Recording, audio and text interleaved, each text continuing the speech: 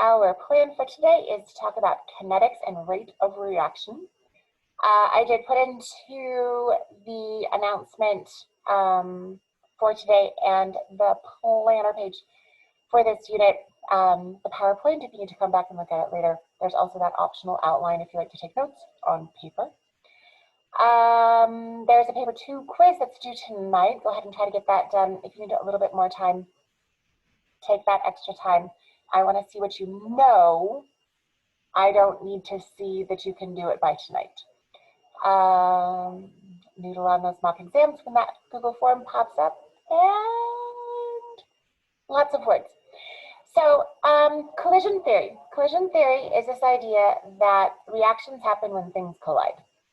So the greater the probability of molecules running into each other with the right amount of energy and the right orientation, the higher the reaction.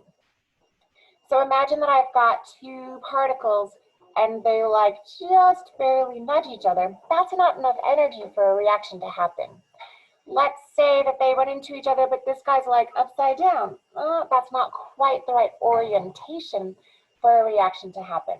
What we need is lots of energy and the right direction, how they run into each other. They're the right sides, the right angles running into each other, and then we have a reaction happen. This idea of kinetics that we're studying today and Friday is all about the rate of chemical reactions. So fingers crossed my little video here works. Yes.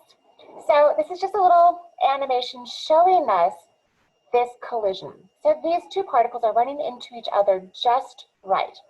Just the right, let me pause real quick.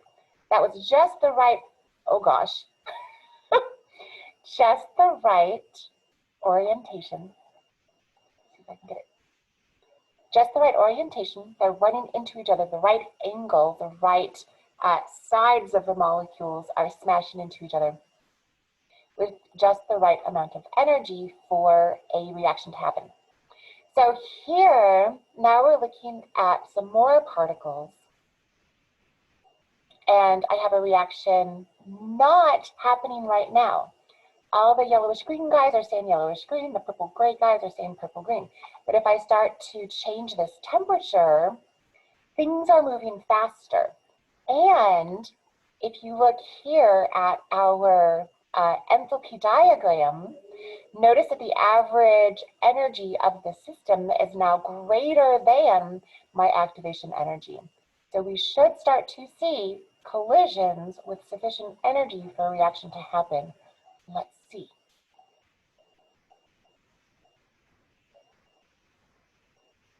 And finally, oh, that was not what I wanted to do. Oh my goodness. Oh my goodness. Let's try one more time. And oh, why can't I do this? This should not be this hard. I'm trying to pause the video. Okay, finally. So notice that this guy, I now have a purple guy on a yellow guy, and then there's gray guys by themselves. So we finally had a reaction happen. We had to have sufficient energy to overcome activation energy. We needed there to be enough energy when these guys collide. They need to collide in the right angles, the right directions, the right orientation for that reaction to happen. Okay, I am so sorry that was so much more difficult than it needed to be. Lots of words about this idea of kinetics. So we have this kinetic molecular theory of gases. Kinetic, things are moving. Molecules are moving, and we're talking about gases. Kinetic molecular theory of gases. And we talked a little bit about this when we did PV equals nRT, just a repeat of some of those things that we assume about gas particles. We assume that gases consist of lots of pieces flying around really fast in random directions. We're going to pretend this is not real. Gas molecules actually do have mass and volume, but we pretend like they don't. If we pretend like they don't have mass, they don't have volume, then we can ignore intermolecular forces. Those intermolecular forces are there, we just ignore them because it's a lot of stuff to have to think about. So we ignore them for now. We also assume that these collisions between particles are elastic. That means that when they run into each other, all the energy that those particles have when they get to the collision is transferred to those particles when they leave the collision. There's no net loss of energy, which is not what's really happening. We know that friction and repulsion and attraction, lots of things are happening. There's definitely some heat loss anytime things run into each other, but we pretend like these collisions are elastic, that all the energy is conserved. And then this last idea is super important. So just know that the average kinetic energy of all the particles, the average of every particle in a sample, is proportional to the temperature in Kelvin. So in reality, in a sample, I'd have some things moving a little faster, some things moving a little bit slower. But if I take the average of the speeds of all of the gas particles in a system, that's going to relate to temperature. Temperature is the average kinetic energy of all the particles in my system. So this idea of collision theory, in order for a chemical reaction to occur, in order for two molecules to run into each other and turn into products, three things have to happen. The particles have to run into each other. If they're never hitting each other, no reaction is going to occur. They have to collide in the correct orientation, which means that they might have to collide this way, not this way, or this way. There's only one orientation that will allow that reaction to happen. We have to have collisions in those correct orientations. And then last but not least, we have to have enough energy. We have to be able to overcome activation energy, that minimum amount of energy required for a reaction to occur. Energy, collisions in the right orientation. Otherwise, no reaction happens. So just a quick reminder about these potential energy diagrams. Sometimes we also call them enthalpy diagrams or potential enthalpy diagrams. Potential enthalpy, potential energy, diagrams, profiles, all the same deal. Remember that this is the amount of energy bound up in the chemical bonds of the reactants. This is the amount of energy that we need in order to break the bonds of the reactants. We call that the activation energy, or EA. This activated complex, this is like when everything is mashed together and rearranging. It's crazy unstable, which is why that energy is so high. And then we form new bonds. This is the energy that is released as those new bonds are formed. This is the energy that is bound up in the chemical bonds of the products. Here we have a positive delta H, which makes sense because it's endothermic. My products are less stable than my reactants. Since they have more energy, they wiggle and jiggle a little bit more. That makes them less stable. Catalysts, and again, this is review from biology and also that class that we had one day last week. A catalyst is some kind of substance. We're talking bio, it's usually an enzyme. In chemistry, it can be lots of things. Metals are actually really good catalysts. A catalyst is some substance that decreases the activation energy. It usually puts a strain on the bonds that are in the reactants, makes it easier for us to break those bonds. So here we have added a catalyst.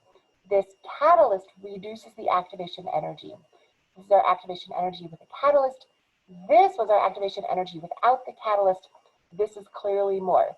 I need more energy without the catalyst. The catalyst reduces my activation energy. This energy is needed to break those bonds of the reactant.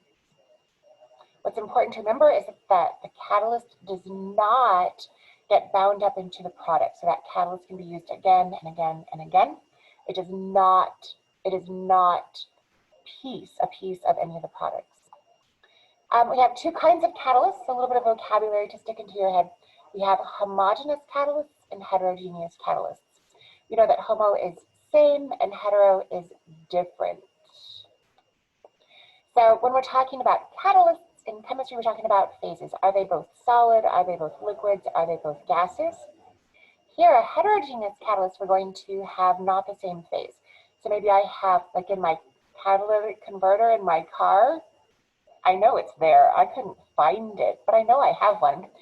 This catalytic converter in my car, I have a solid that is going to catalyze some gas reactions.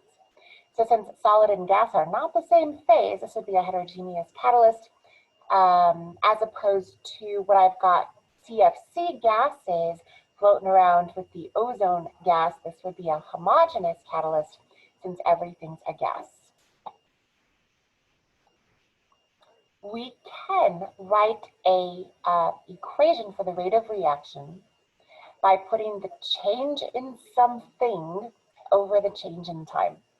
So my reactants, I can look at how my reactants are decreasing in mass or concentration or volume. I could look at how the products are increasing in mass or concentration or volume. Always, always, always over time. And that's not just in chemistry, rate in any part of your academic careers. Rate, we're talking about over time. Keep that in mind. Lots of us forget how to calculate rate. For example, in IB Bio, there's a question, how could you calculate heart rate? You have to divide by time. So make sure that if you're looking at some kind of question with rate, divided by time somehow, some way. Per second, per minute, per hour, per some kind of time, exactly. So in IB, we like to use those negative exponents. So we'll usually put seconds to the -1 power. We'll put minutes to the -1 power. We really like using concentration, so we can use moles per cubic decimeter per second, moles per cubic decimeter per minute. How is the concentration changing every second? How is the concentration changing every minute? Or whatever it is that we're looking at.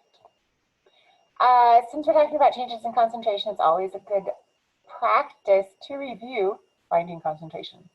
So let's find out if I have 40 grams of sodium hydroxide dissolved in 1 cubic decimeter of water, what would be its concentration in moles per cubic decimeter? What would be my first step? What do I have to do? Molar mass. Molar mass.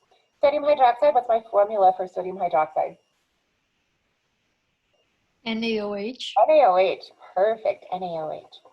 So Na's mass on the periodic table is 22.99. Oxygen is a 16. Hydrogen is a 1.01. Add those up, what do we get? 40 grams per mole.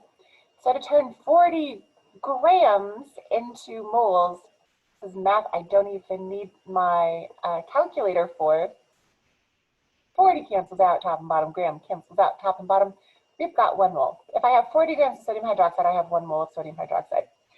So if I have 1 mole dissolved in 1 cubic decimeter, concentration is going to be moles over volume.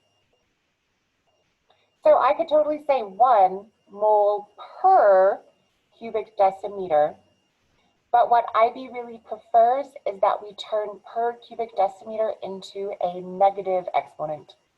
So better 1 mole per cubic decimeter, but written as dm to the -3. Remember that this slashy thing is a fraction, and I can take the denominator and put it in the numerator if I flip the sign of the exponent. Good. What if I have those same 40 grams dissolved in 0.1 cubic decimeters of the solution? Same dealio, we're going to do 1 mole over, now we're going to do 0.1 cubic decimeters. Math-wise, what happens here? What's 1 divided by 0.1? Is it 0.1? Weird things happen. What is it? 10. 10, yeah. Dividing by decimals is kind of weird. So it's going to be 10. What's our label going to be?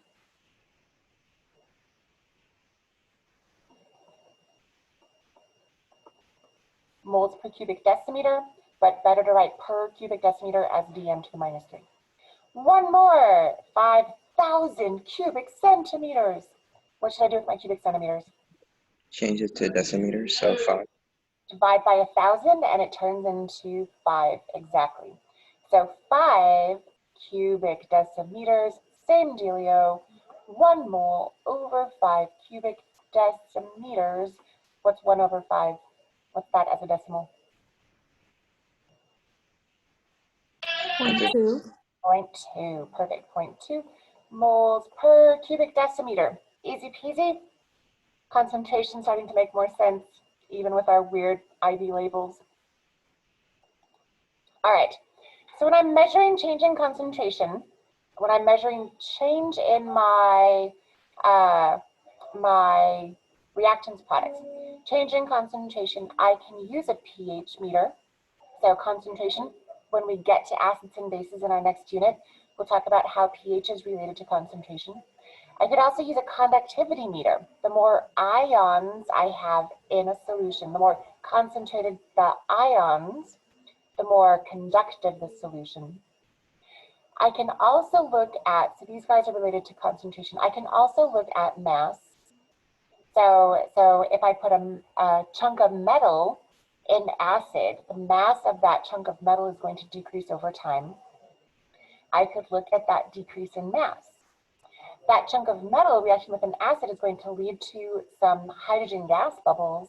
I can collect those hydrogen gas bubbles in a balloon or in a syringe or some kind of tube, and I can measure the volume of a gas that's produced.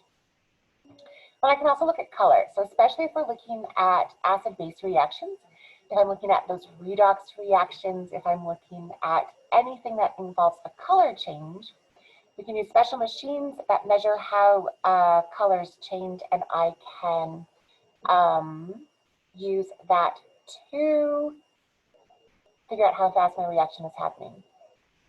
Which, Ryan, I just realized I didn't take your box down to the office yet. When are you coming to school? Oh, sorry, say that one more time. I totally forgot to take your box down to the office. It's sitting in the lab still. When are you coming to school? Oh, my mom said she's about to leave work to go now. I'm not sure, but she has a interesting sense of time, so I'm not sure if she's going now or later. Tell her to wait, because there's Okay. not stuff for you yet. Tell her don't go now. Tell her to come at 1:45. Okay. Or later. 1:45 or later. I am so sorry. No, it's okay. Talking about that color change, I'm like, spectrophotometers. I was supposed to get Ryan's spectrophotometer to the office. So sorry. Okay. So we can also take all this data looking at the rate of reactions, and we can graph it. This is how we love to look at rate of reaction, is with these graphs. The purple guys, these are my reactants. The green guys, these are my products. And I have lots of reactants at the beginning of the reaction. Over time, I have fewer and fewer and fewer reactants because they're turning into products, which is why I have more and more and more products. The shape of this graph, we've got a pretty quick, a high slope to get started, and slowly, slowly, slowly, it levels out. The reason is because there are fewer and fewer reactants available to run into each other. So the rate of reaction slows down over time because we're consuming a lot of those reactant particles. Fewer reactants available, fewer collisions are going to happen. The rate of the reaction is going to slow down. I can calculate the rate in lots of different ways. Average rate is going to be the change in concentration or volume or mass or color or pH, whatever it is that we're looking at, over the total amount of time. So average rate is going to be total change over total time. So I could look at my graph here, and I could see that my reactants go from 50 down to 0, final 0 minus 50 initial. We always do final minus initial. Over my time, I go from 0 to 60 seconds. So 60 total seconds, a change of 50 molecules. And so my rate is going to be negative 50 over 60, negative 5 over 6 particles per second.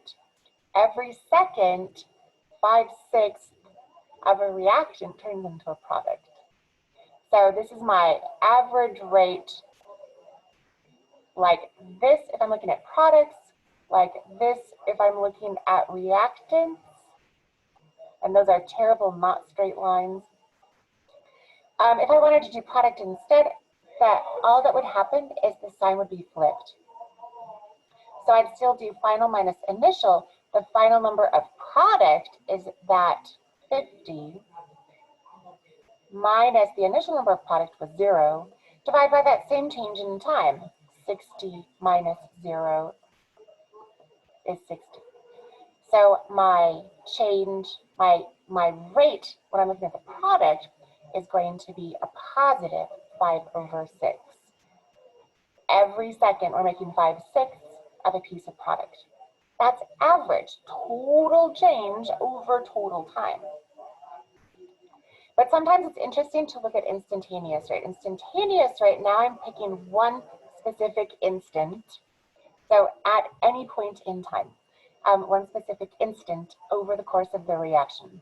We could do fancy math where we're looking for the limit as time approaches 0, or the change in time, whether the change in time approaches 0, where we're looking at the change in concentration over the change in time. I don't expect us to all know how to calculate limits yet. So we're going to go the old-fashioned way, and we're going to draw a tangent. So yeah, right? So let's say that I wanted to find the instantaneous rate at time is 10 seconds. What I would do is I would pick either my product or my reactant. And you're going to laugh at me because this is not going to be a very good tangent line. Pretend like that's a straight line that is a tangent through that point. And then I'm going to go crazy old school, and I'm going to do delta y over delta x.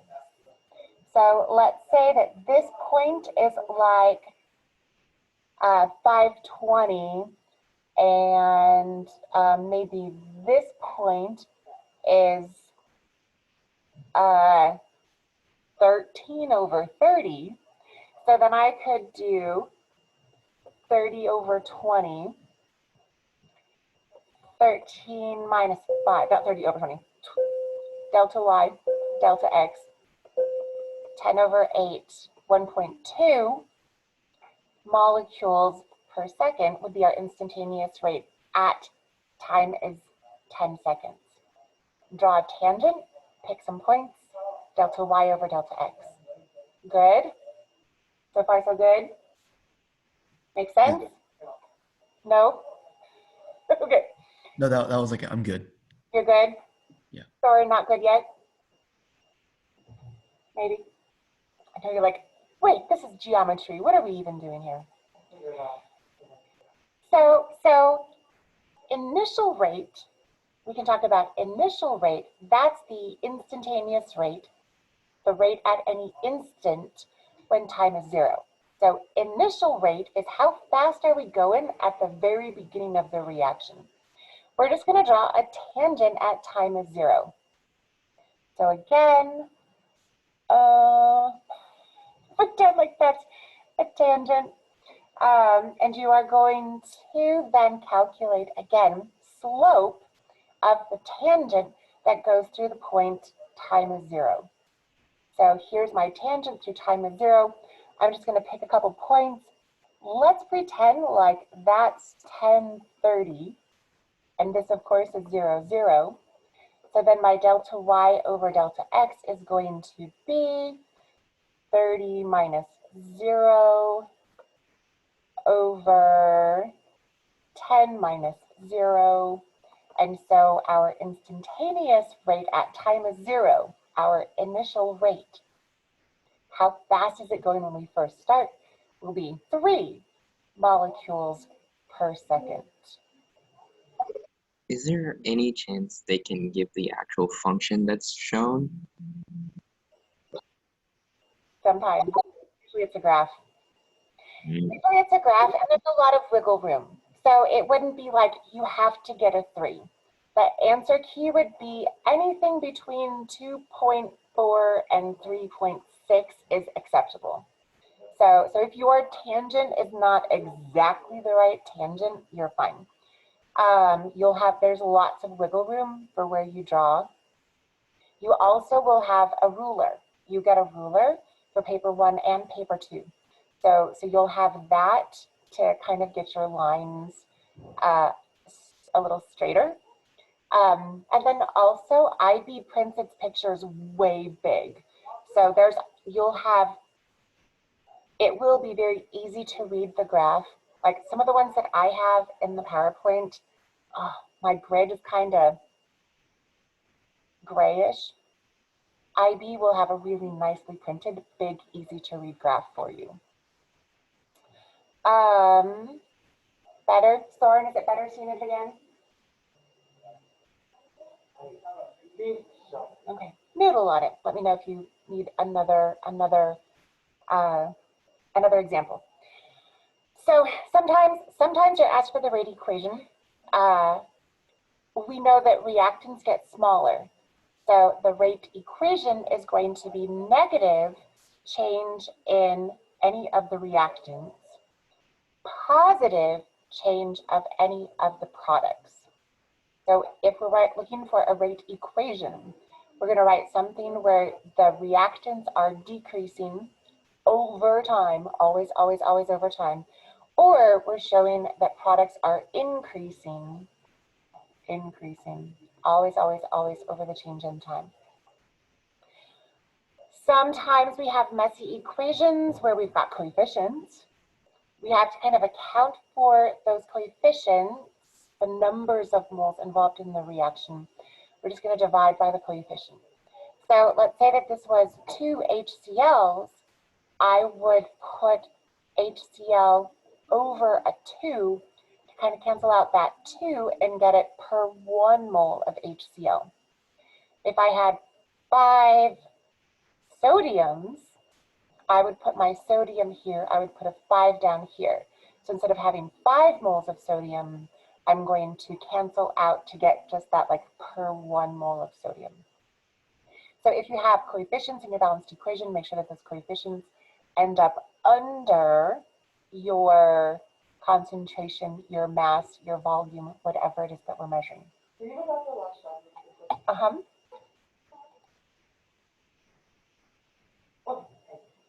So same idea, just without the coefficient. All right, so here is a graph. Thinking about reaction rate, which one has the faster reaction rate, A or B? Which one has the faster reaction rate, A or B?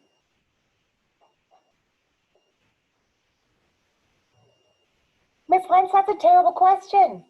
Are we talking about average rate? Are we talking about initial rate? Are we talking about instantaneous rate at time is 4 seconds? You cannot answer that question, can you? You can't. What if I ask you for average rate? Which one is faster? Average rate.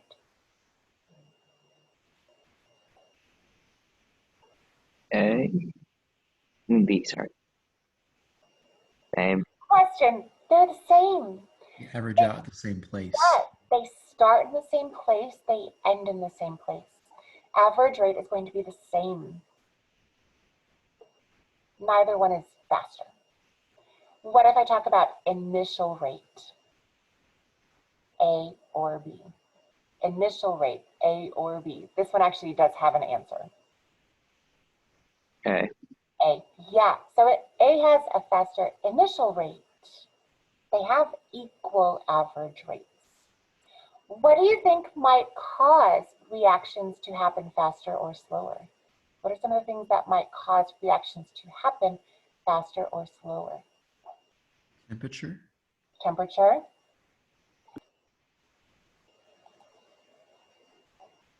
Particle size. Pressure. We'll talk about lots of those in a second. How about this question? What's the unit for rate of reaction? What unit would we use for rate of reaction? A. Good. So remember that when we're looking for rate, it's always going to be something over time. We're going to have time to a -1. So either these seconds or these seconds. No and no. Are we going to have mole per cubic decimeter or per mole cubic decimeters? That's really weird. It's definitely A. Good. All right, let's say that I'm looking at this equation. Magnesium is reacting with sulfuric acid to produce magnesium sulfate and hydrogen gas. I want to deduce the rate equation. This is my, I'm going to go back a couple slides. I'm looking to build something like this. Looking to build something like this. So for this equation, this chemical reaction, what would be my rate equation?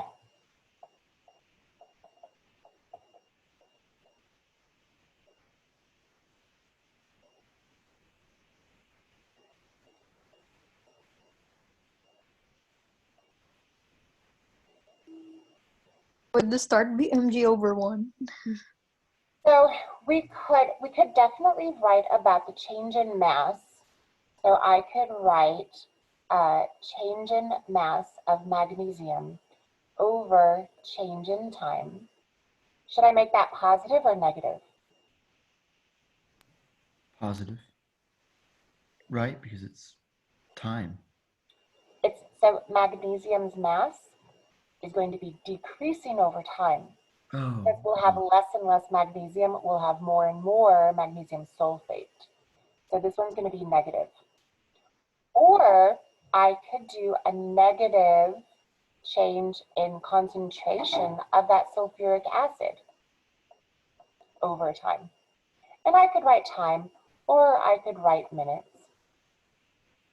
What if I want to focus on my graph? What would be the best rate equation given the data in my graph?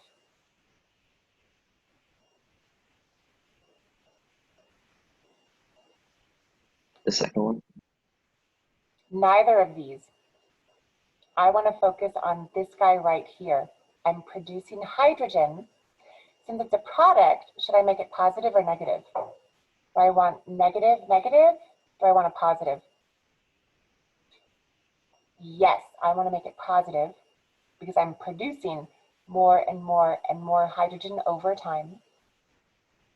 So we're going to have the positive change in volume of hydrogen gas over the change in time. Or you could write the change in minutes. So this one is probably our best rate equation. Rate equals this, just because this is the data that we're given. But these are also correct.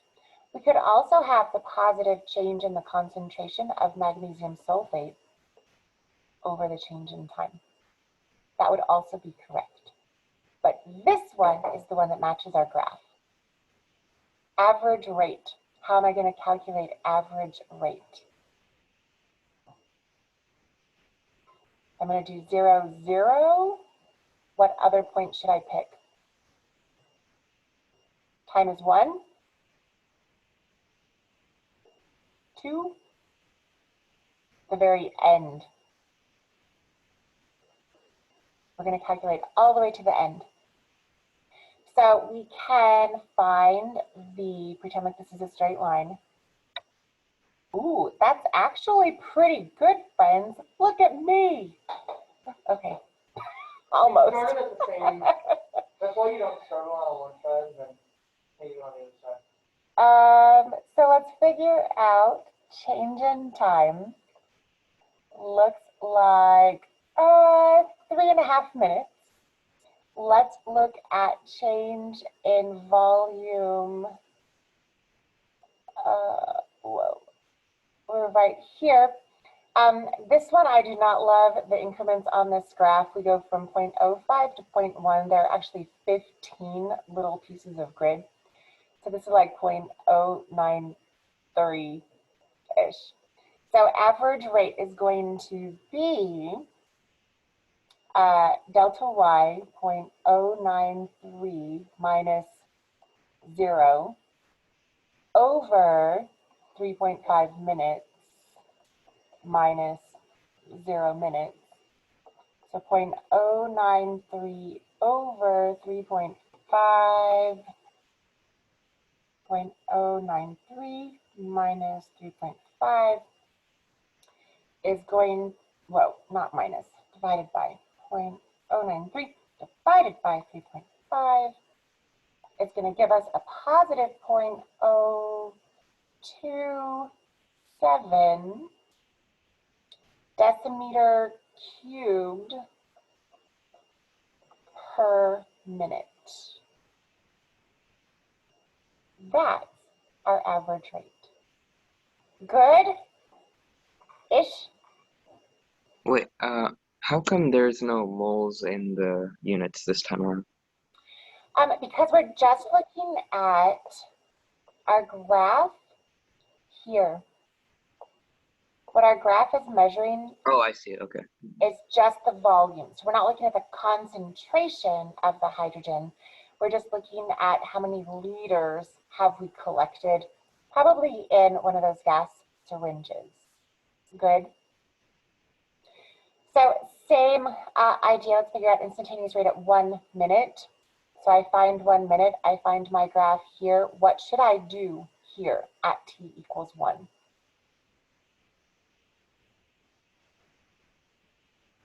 Draw what?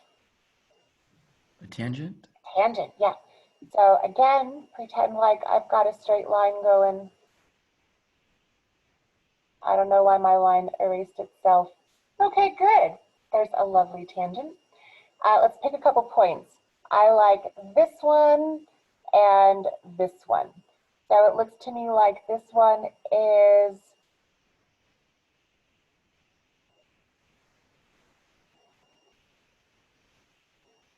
We'll go with a solid 1.7. I like it, 1.7.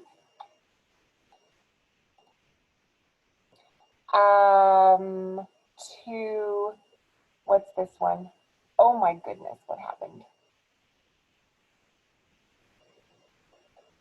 What do we 0.3. call that?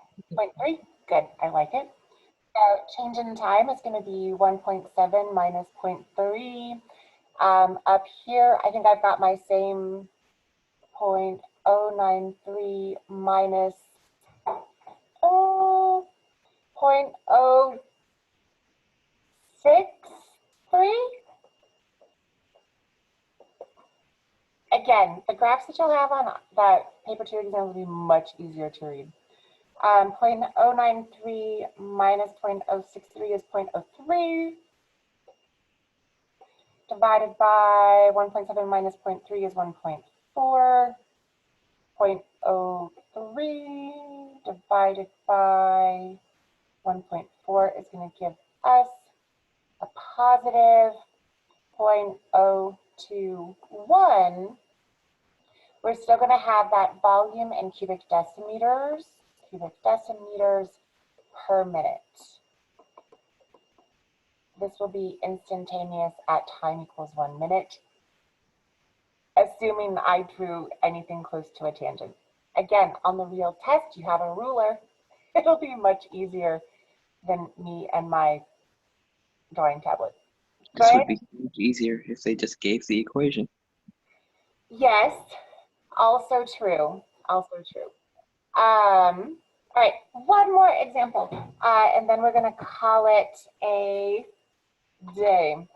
So hydrogen peroxide decomposes according to this equation. The rate of the decomposition can be monitored by looking at volume of oxygen gas released. So that's what I've got here is how much oxygen is being produced in cubic centimeters. How much oxygen are we making? First question, calculate the initial rate of reaction. Calculate the initial rate of reaction. How should I do that?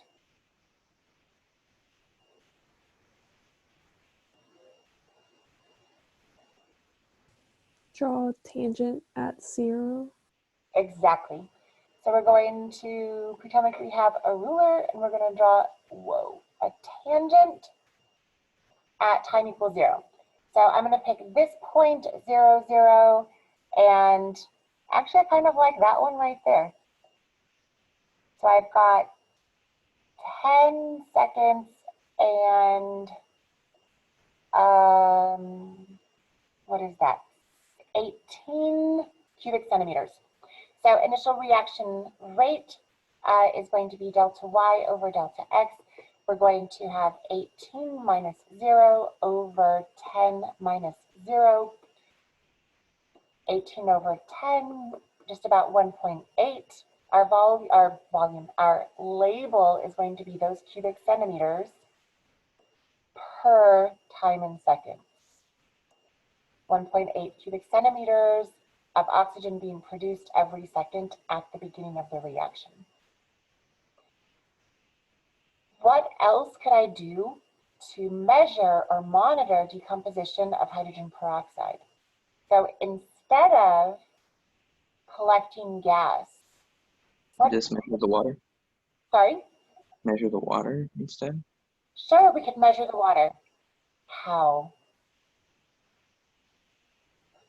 Yes, but what would we measure? Mass, concentration, volume? Volume. Volume? Maybe. I actually think mass would be easier. So we could look at the mass of this, the mass of this. This mass will decrease as the oxygen is being released. That oxygen has a little bit of mass. So this guy's mass should decrease as that oxygen leaves the system. So we could measure mass change kind of by looking at the mass of water that's left over, the change in mass from that hydrogen peroxide that's now only water.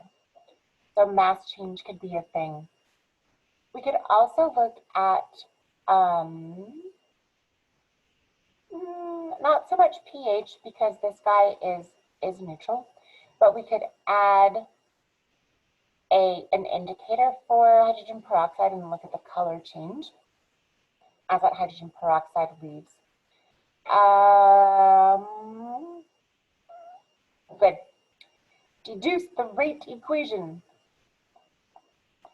Rate equals something over something. What would be a good rate equation? And again, we have lots of options. The positive mass change of oxygen over time? Perfect. So we could look at, since it's a product being formed, it would be positive. We could look at the mass of oxygen, the change of mass of oxygen over time, or we could look at that volume of oxygen over time, also positive. What if I wanted to look at a negative thing? What would be an option for negative?